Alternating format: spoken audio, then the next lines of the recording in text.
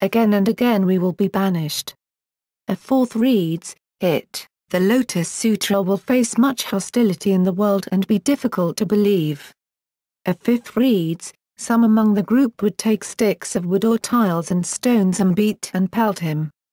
A sixth reads, evil devils, the devil's people, heavenly beings, dragons, yakshas, kumbhanda demons, and others will seize the advantage. That the people might believe in the Buddha's words, I have held up the bright mirror of these scriptural passages before the ruler, his subjects, and the four categories of Buddhists throughout Japan.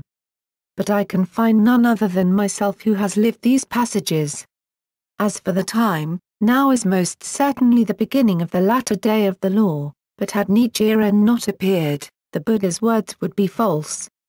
Question: you are an extremely arrogant priest, even more arrogant than Mahadeva or Sunikshatra. Is this not so?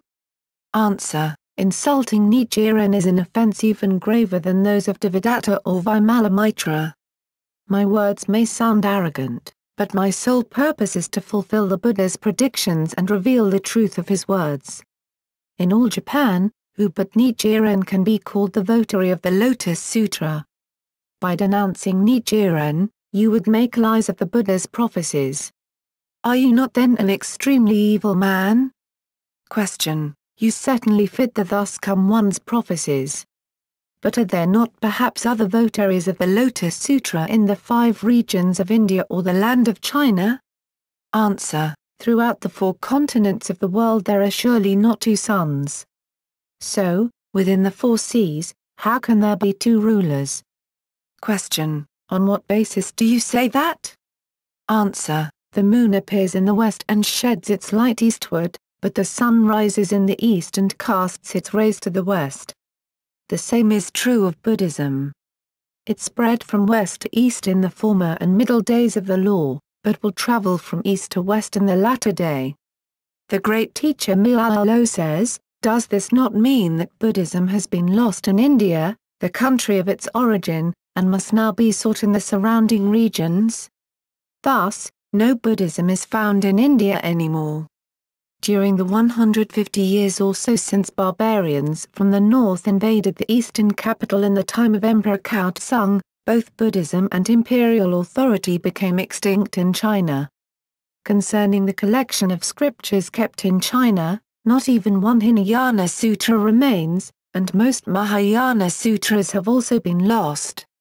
Even when Jakusho and other priests set out from Japan to take some sutras to China, no one was found there who could embrace these sutras and teach them to others. It was as though there were only wooden or stone statues garbed in priests' robes and carrying begging bowls.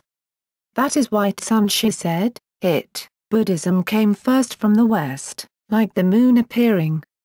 Now it is returning from the east, like the sun rising.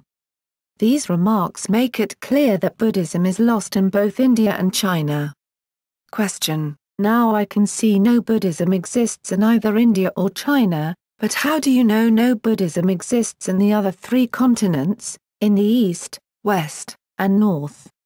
Answer: the 8th volume of the Lotus Sutra states, after the thus come one has entered extinction, I will cause it, the Lotus Sutra, to be widely propagated throughout Jambudvipa and will see that it never comes to an end. The words throughout Jambudvipa indicate that the other 3 continents are excluded. Question: I have seen that the Buddha's prophecy applies to you. Now what do you yourself predict? Answer: in the light of the Buddha's prophecy, the last 500-year period has already begun. I say that without fail. Buddhism will arise and flow forth from the east, from the land of Japan. Omens will occur in the form of unusual disturbances in the heavens and terrible calamities on earth, that will be greater in magnitude than ever before witnessed in the former or middle day of the law. When the Buddha was born, when he turned the wheel of the law, and also when he entered nirvana, the omens, both auspicious and inauspicious, were greater than any ever observed. The Buddha is the teacher of all sages. The sutras describe how, at the time of his birth, light shone forth in 5 colors in all directions, and the night became as bright as noon. At the time of his passing, 12 white arcs crossed the sky from north to south, the sun's light was extinguished, and the day became as dark as midnight. There followed the 2,000 years of the former and middle days of the law.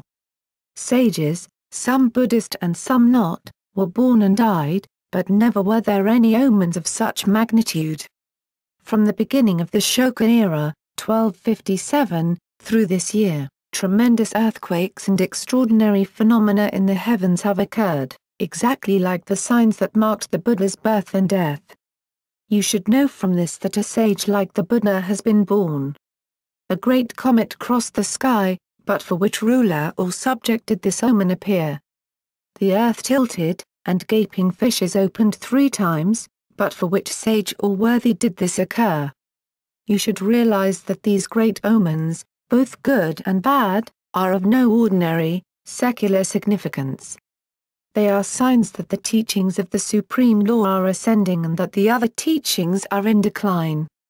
Tiantai states, by observing the fury of the rain, we can tell the greatness of the dragon that caused it, and by observing the flourishing of the lotus flowers, we can tell the depth of the pond they grow in. Miao says, wise men can perceive the cause of things, as snakes know the way of snakes.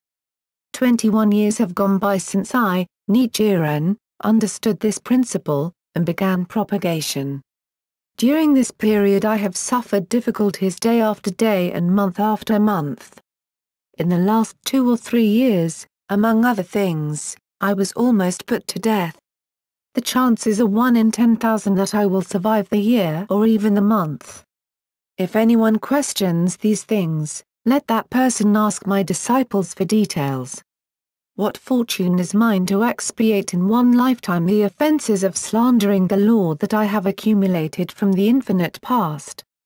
How delighted I am to serve Shakyamuni Buddha, the Lord of Teachings, whom I have never seen. I pray that before anything else I can guide and lead the ruler and those others who persecuted me.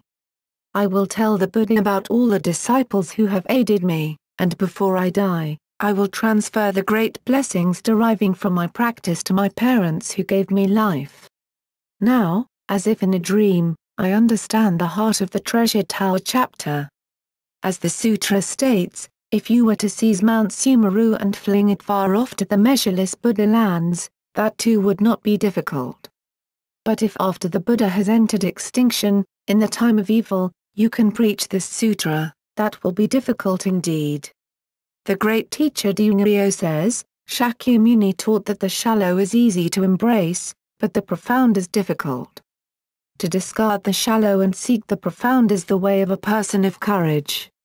The great teacher Tiantai trusted and obeyed Shakyamuni and worked to uphold the Lotus School, spreading its teachings throughout China.